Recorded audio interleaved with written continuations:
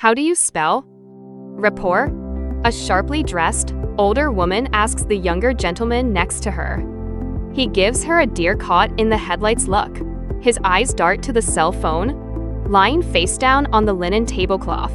It's not my place, but I intervene to help him out. It's RAPPORT, I say, placing a separate cup and saucer in front of both customers. Your coffee. It's obvious I'm pouring coffee, but I was taught to quietly announce my movements before executing them so patrons could correct me before I made a mistake. The man looks relieved. I'm grateful that he's not upset. I could have possibly stepped on his proverbial toes. You never know how these professional business types are going to react, especially to the waitstaff. The woman turns her head, scrutinizing me with shrewd brown eyes. Her hair is salt and pepper, pulled back in a severe bun. She has black-rimmed glasses, giving her a stern appearance, or maybe it's the frown on her face doing that. What's your name? She demands. Oh no. Straightening my shoulders, I relax my face and tell her my name. Alexandra Livingston? I hope I appear confident, not cocky. Please don't make a complaint against me. I need this job to pay rent and tuition. Livingston? That sounds familiar. The woman looks at me expectantly. Yeah, it's a name commonly thrown around in certain circles. But I'm not about to enlighten her. Is this job something you hold dear? Or is it just a stepping stone to bigger and better things? What an odd question. A stepping stone? I say. My eyes quickly scan the section I'm in charge of today. Some of my other tables need refills. I'm pretty sure some of their orders are sitting under the warming light that has the power to turn things from rigid and crispy to chewy and limp. Plus, it's busy. And idle chit-chat is not on today's menu. You're in school then? She asks. I nod, trying not to appear anxious to get back to my duties. What are you going to school for? I'm getting my master's degree in education with a major in English. If you'll excuse me, I say politely, attempting to extricate myself from her barrage of questions. Would you be interested in a better paying job while you finish your degree? Now she's gotten my attention. It's not a career, the woman explains, but it's definitely a step above waitressing. Her faintly lined features are pinched with a look of distaste at the mention of my current standing. It's a position as an administrative assistant. And if you'd like the job, I can guarantee you the position. All you have to do is say yes. Who is this woman who can offer me a job off the cuff like this? I'm sorry, ma'am. I didn't catch your name. I'm Barbara Platt, head of human resources for the Blandford Corporation.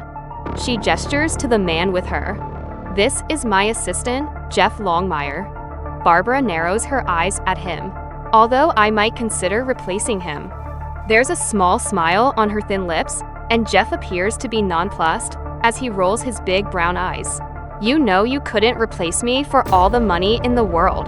Honey, Jeff flicks an imaginary length of dark hair over his shoulder and crosses his legs. Anyway, dear, Barbara is too sophisticated for an eye roll, but I can tell she wants to pay starts well over minimum wage.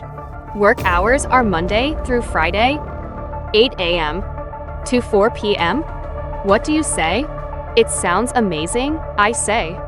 But I'm also thinking it sounds a little too good to be true. And I don't mean to be rude, I add nicely, but can I get something in writing? See? Barbara smiles. I could tell you were a smart cookie. She pats an expertly manicured hand on the table in front of her assistant. Jeff, draw this young woman up an intent to hire form. She pulls something out of the small purse on the table beside her. You can report to work Monday at this address, she says, handing me her business card. That should be enough time to give your notice here. Thank you, Miss Platt. Jeff hands me the hastily written paperwork that he pulled from his briefcase. After I read and sign it, Jeff takes a picture of it with his phone, allowing me to keep the original. Thanking Miss Platt and Mr. Longmire again, I rushed to get back to work. After finding a notice of rent increase on my apartment door this morning, I was sure this day was going to be challenging, to say in the least. Who could have guessed that the stars would actually begin to align in my favor? Though, I have to admit, for a girl named Sugar Alexandra Livingston, I've lived a pretty charmed life thus far. Well, not always. And definitely not in the beginning. My mother was a strung-out prostitute who died shortly after I was born. No one knows who my father is.